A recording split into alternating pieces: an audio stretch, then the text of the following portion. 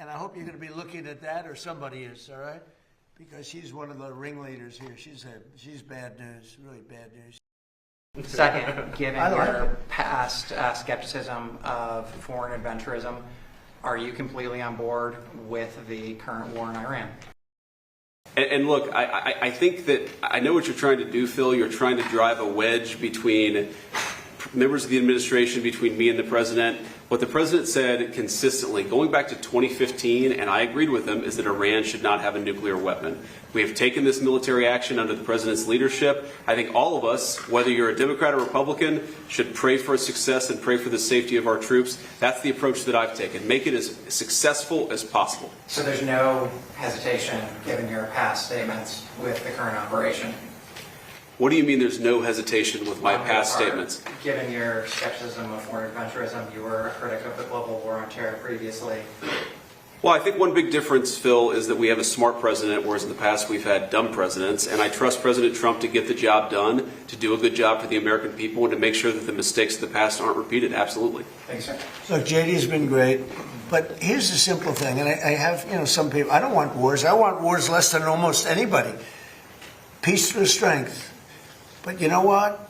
I've watched Iran for a long time. I've called them out 20 years ago when I was a civilian that liked watching the world. And they're violent, vicious people. The leadership, violent, vicious people. They killed 32,000 protesters over the last 3 weeks. These are corrupt people. And we got too many of them in our country. And if these gorgeous B-2 bombers, give me that bomber, Andrews. Let me just hug that little sucker. Give me that bomber over there. Thank you. You knew immediately which one.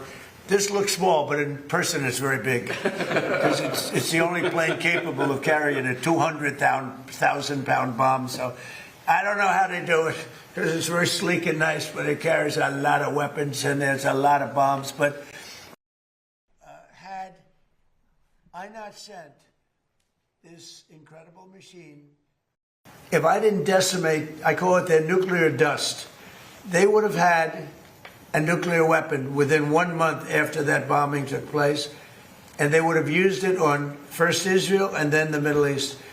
And you know that because all of those missiles that were launched against their neighbors were set long ago, long before they knew they would be using them this quickly. Had we not done this, you would have had a nuclear war that would have evolved into World War III. And more important, this is a war that there would have been nothing left. So we've done a great thing. Long before they knew they would be using them this quickly. I'm very proud of what we did. And I think JD understands better than most. If you give Iran a nuclear weapon, at least a very substantial part of the world would be blown up, and it'll be used almost immediately. Yes. Thank you, Mr. President. You don't mind if I keep this here, do you? Isn't that a beautiful thing? To aim it. And they know they're coming. Our military has been amazing. We hit Karg Island, took out every single thing on Karg Island except one thing. We left the pipes, because if we take out the pipes, it takes a long time to build them. And at some point, something is going to happen that's positive with respect to those pipes. But there are some countries that greatly disappointed me. Most of the places where the missiles and the drones are built. So it's very disappointing. And then after we obliterated them and destroyed their military, the whole thing, and it became a much safer zone, he said, we're going to send over 2 aircraft carriers. I said, I don't want them anymore. I don't want them after we win. I want them before we start. I don't need your aircraft carriers after we've already won. So, those things are very disappointing. We know that people are intentionally trying to defraud the American people. It's not just in Minnesota, it's all across the country. 99% is criminal. Yes, sir.